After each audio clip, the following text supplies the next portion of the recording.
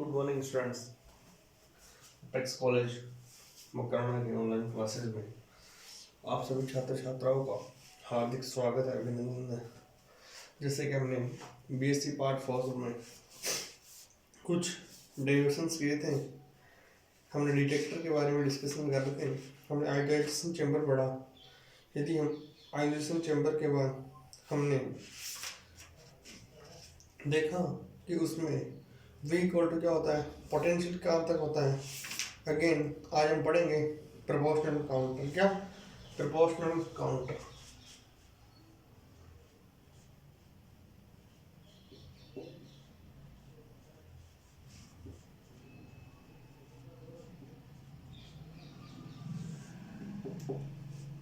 देखो proportional counter क्या होता है, जैसे हमने आयोनाइजेशन चैम्बर पढ़ा, आज हम पढ़ेंगे प्रोपोर्शनल काउंटर अर्थात आनुपातिक गणित।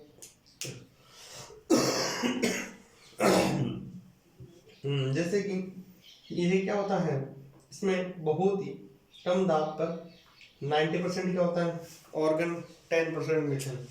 कम दाब पर क्या होता है 90% ऑर्गन एंड 10% मीथेन। मीथेन का फॉर्मूला CH4। बहुत ही यदि कम दाब पर हम 90% ऑर्गन को मिला दें तथा 10% यदि मीथेन को मिला दें तो उसमें क्या होगा, एक भारी धात्विक बेलनाकार क्या होती है, नली होती है। नली कैसी होती है, धात्विक अर्थात मेटेलिक होती है। और जैसा कि हमने पिछले वाले में किया था, इस धात्विक नली के अंदर हम क्या करेंगे, एक जो भी धात्विक नली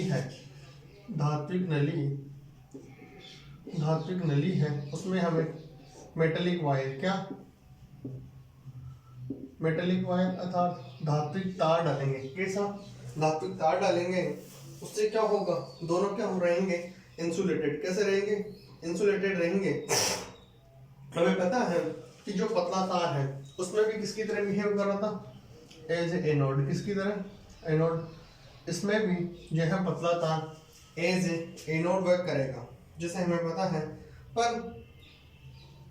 इसमें इतनी वोल्टता दी जाएगी कि जो आयोनाइजेशन चैम्बर का पार्ट है उस पर क्या करें, कार्य करे। तो जो लगभग वोल्टता है वह होगी आपके 200 से लगभग 800 वोल्ट के। जो हमारा पोटेंशियल होगा वह कितना होगा, 200 से 800 के बीच में। हम क्या करेंगे, इसके साथ में एक जैसा उसमें लगाते थे, एक रजिस्टर को भी ऐड कर देंगे।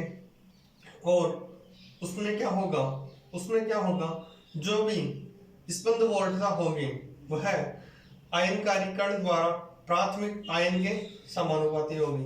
यदि हम इसका सिंपल डायग्राम देखना चाहें किस प्रकार से ये काम करता है, तो हमने देखा कि यह कोई इस प्रकार से चेंबर है। इस चेंबर में हमने क्या किया, यहाँ पर कोई ये क्या है, यहाँ से हम गैस भरने की नली, ये क्या है, जैसे यहाँ से गैस भरेंगे, यहाँ पर हम एक रेजिस्टेंस लगा देंगे R। यदि हम इस रेजिस्टेंस के पैरेलल में क्या लगा देंगे, एक कैपेसिटर। क्या कैपेसिटर। इस कैपेसिटर से यदि हम देखते हैं कि यहाँ पर जो चेंबर बन रहा है, हमने इसको क्या किया, अर्थ कर दिया।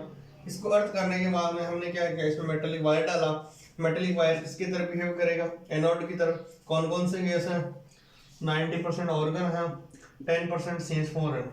जैसे हमें पता है कि हमने जो वोल्टेज रखेंगे किससे बीच में रखेंगे, लगभग 200 to 800 वोल्टेज के बीच में रखेंगे। ये क्या गैस की नली है। जब ये आयोनाइजेशन चेंबर होंगे तो किसके बराबर होंगे, वह वोल्टता बराबर होगी प्राथमिक आयनकारी कण के। किसके, प्राथमिक आयनकारी कण के। ठीक है, हमें पता है कि जो इस प्रकार से जो वायर है उसके जो रेडियस का काउंट करेंगे, ये कितनी मानी है उन्होंने, 2a। कितनी, 2a, नहीं ये है 2b, ये न्यूक्लियस है, और जो ये है इन दोनों के बीच की ये कितनी है 2a, कितनी है 2a, अर्थात बेलनाकार नली का व्यास कितना है, बेलनाकार नली का व्यास 2a है, हम लिख देते हैं बेलनाकार नली का व्यास, बेलनाकार नली का व्यास क्या है 2a, एंड जो वायर है क्या है, वायर है धात्विक तार है वह क्या है 2b, उसका व्यास क्या है, जब 2b रहेगा तो हम जो कैलकुलेशंस करेंगे हमने सबसे पहले क्या बनाते हैं, डायग्राम बनाते हैं, उसके बाद हम उसकी क्या करते हैं वर्किंग। यदि हम वर्किंग देखना चाहें तो हमें पता है कि जब कोई अल्प आयतन वाला या अल्प ऊर्जा का आयनकारी कण, जैसे कोई बीटा कण ले सकते हो, तो यदि वह किसी आयनाइजेशन चेंबर से गुजरेगा तो उसमें क्या होगा, स्पंद वोल्टता का संसूचन नहीं किया जा सकता, क्योंकि इस स्थिति में स्पंद वोल्टता का मान मापन योग्य वोल्ट से कम होता है, परंतु जो अप्लाइड वोल्टेज है उसमें हम क्या कर सकते हैं वृद्धि। सीधी सी बात है, जैसे कि कोई भी एक आयनाइजेशन चेंबर है, यदि हम उसमें वोल्टेज अप्लाई करें, यदि वह वोल्टेज अप्लाई करने वाले जिसको हम मेजर नहीं कर सके तो हमारे लिए वह किसी काम की नहीं है, तो हम क्या करेंगे, जो अप्लाइड वोल्टेज है उसको क्या कर देंगे, बढ़ा देंगे।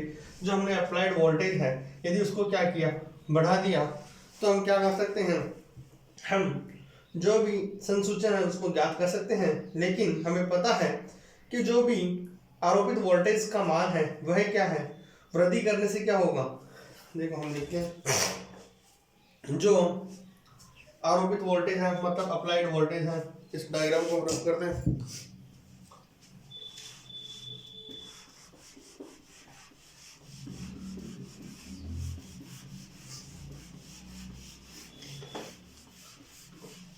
जो भी अप्लाइड वोल्टेज है, जो भी हमने वोल्टेज अप्लाई किया है, यदि उसका मान क्या करें, हम बढ़ा दें, तो आयनकारी कण द्वारा उत्पन्न आयन युग्म क्या होंगे, उदासीन होकर क्या हो जाएंगे, संकट कर देंगे और क्या हो जाएंगे, गैस में गैस गुणन के कारण आयनों के गुणोत्तर रूप में वृद्धि होती है।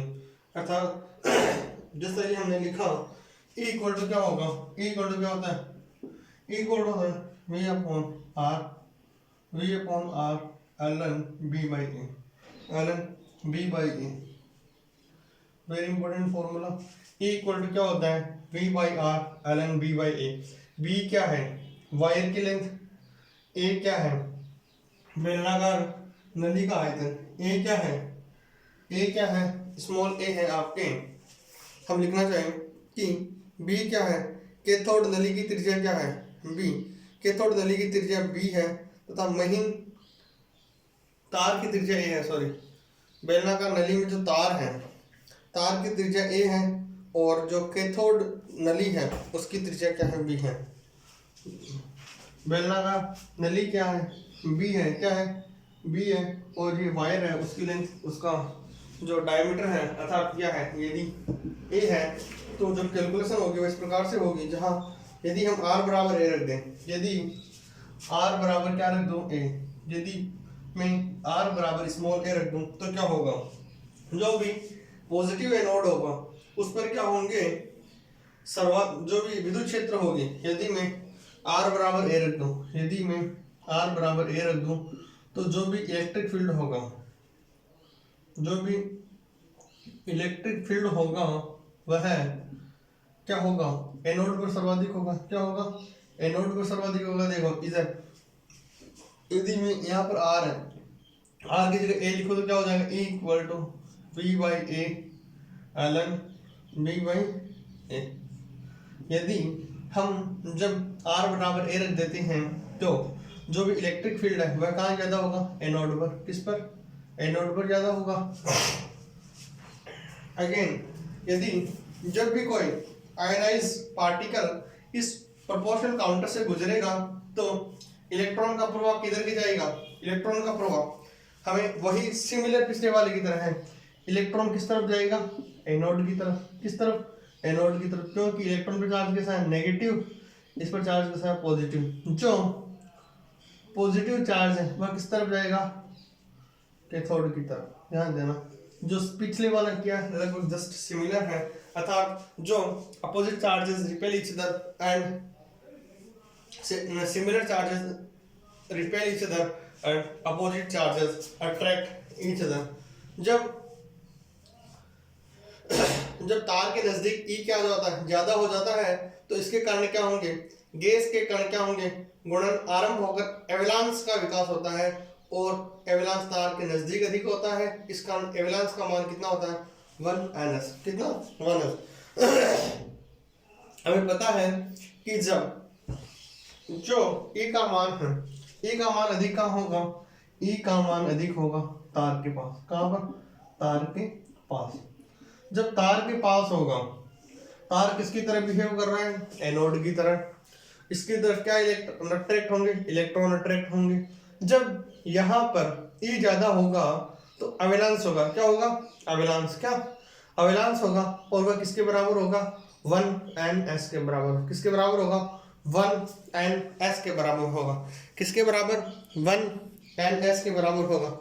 जैसे ही वो पार्टिकल 1s के बराबर होते हैं, अर्थात 10⁻⁻19 सेकंड में क्या होते हैं, एनोड द्वारा क्या कर लिए जाते हैं, कलेक्ट कर लिए जाते हैं। लेकिन जैसे ही कोई भी घन आयन कैथोड की ओर क्या होगा, स्पीड कम होगी। जो भी पॉजिटिव पार्टिकल है, क्या पॉजिटिव पार्टिकल कैथोड की तरफ जाएगा, किसकी तरफ, कैथोड की तरफ। इसकी स्पीड क्या होगी, कम होगी। क्या होगी, कम होगी।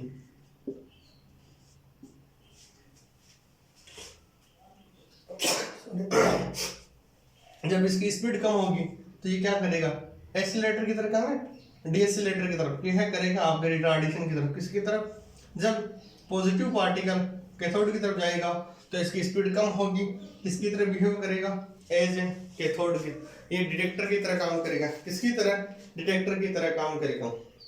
यदि मैं v = 1000 मानूं, अब हम जो हमने फॉर्मूला लिखा है, अब इसमें क्या करेंगे, हम कुछ वैल्यूज पुट करेंगे। v = 1000, कितना, 1000। यदि मैं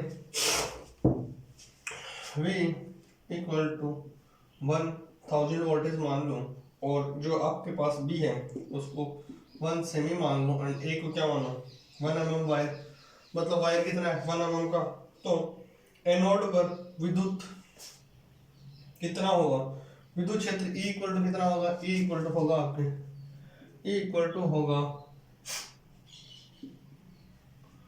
अपॉन ln। यदि हमें दोनों को किसमें लेना है, एक में। यदि मैं इसको मीटर में कन्वर्ट करना चाहता हूँ तो v को क्या हो जाएगा, 10⁻⁻2/10⁻⁻3। यदि मैं r को क्या मानूं, यदि मैं r को मान लूं 10⁻r = a, हमने क्या माना था, r = a, तो e = क्या हो जाएगा, 1000/10⁻³ log 10⁻⁻2/10⁻⁻3। ये क्या हो जाएगा, बटा 10⁻⁻3 log base 10। क्या हो जाएगा, log base 10। हमें पता है log base 10 की वैल्यू क्या होती है, ln है। यदि मैं e की वैल्यू निकालना चाहूँ, e की वैल्यू आएगी 0.43 × 10⁻6 वोल्ट पर मीटर। E = क्या होता है, सिंपल है, E = क्या होता है, माइनस dV/d। तो जो यूनिट आएगी वो क्या आएगी, वोल्ट पर मीटर। क्या आएगा, 0.43 × 10⁻6 वोल्ट पर मीटर। अर्थात हम कह सकते हैं कि जो भी वोल्टेज आएगा वह कितना आएगा, इतना आएगा। और जो गैस गणन प्रक्रिया होगी वह प्रारंभ करने के लिए क्या है, सफिशिएंट है। जो भी गैस गणन प्रक्रिया है वो क्या हो, स्टार्ट हो सकती है, लेकिन हमें यह भी पता है कि इसके लिए घनायनों के अपव्यय का कुल समय कितना होना चाहिए, 500 μs। घनायनों के लिए अपव्यय का समय कितना होना चाहिए, लगभग 500 μs। इतना लगभग 500 μs होना चाहिए। हमें बताया टाउ इक्वल टू क्या होता है, जैसे हम कैपेसिटर में पढ़ते हैं टाउ, टाउ इक्वल टू क्या होता है आर सी, क्या होता है आर सी। आर क्या है रेजिस्टेंस है, सी क्या है किसी भी कैपेसिटेंस का कैपेसिटर है। आर क्या है रेजिस्टेंस है, सी क्या है किसी भी कैपेसिटेंस का क्या है कैपेसिटर है। कैपेसिटेंस का कैपेसिटर सॉरी, हम इसका यूज कहाँ करते हैं। सबसे पहले तुम्हें बता दूं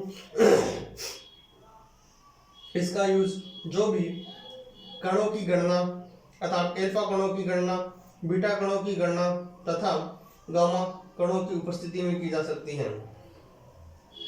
लेकिन इसकी एक कमी है कि जो इस काउंटर का प्रवर्धन गुणांक है वह उच्च वोल्टेज पर क्या करता है निर्भर करता है, इसलिए हम क्या करते हैं वोल्टेज को गणित में नियत रखा जाता है। सबसे पहले तो मैं बता दूं कि इसका यूज क्या है। यदि यूज की बात करें तो alpha particle, beta particle and gamma particle, कौन कौन से alpha beta and gamma particles की हम क्या कर सकते हैं कैलकुलेशन कर सकते हैं। हमने पढ़ा था शुरू में कि डिटेक्टर का काम क्या होता है, डिटेक्टर का काम होता है उसकी क्वालिटेटिव एंड क्वांटिटेटिव अर्थात उनकी गणना और गुण दोनों को क्या करना मेजर करना, ठीक है। लेकिन इसकी एक डिमेरिट है अर्थात इसकी एक कमी भी है, कुछ अच्छाइयाँ होती हैं हर चीज़ की, कुछ बुराइयाँ होती है। इसकी बुराई यही है कि जो पोटेंशियल होगा उसको क्या करना पड़ेगा हमें कांस्टेंट रखना पड़ेगा। जो भी पोटेंशियल है क्या पोटेंशियल, पोटेंशियल को क्या रखना पड़ेगा कांस्टेंट, क्या जब हम पोटेंशियल को कांस्टेंट रखेंगे तब ही यह हमारे लिए बेनिफिशियल है। अर्थात हमने दो काउंटर किए, सबसे पहला प्रोपोर्शनल काउंटर, आयनाइजेशन काउंटर। अगला जो आपके हैं वो वेरी इंपॉर्टेंट है और अक्सर परीक्षाओं में वही पूछा जाता है।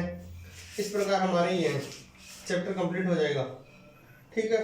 मैं अगेन आप सभी छात्र छात्राओं का अपेक्स कॉलेज मकरना की तरफ से बहुत बहुत आभार ज्ञापित करता हूँ and again thank you so much.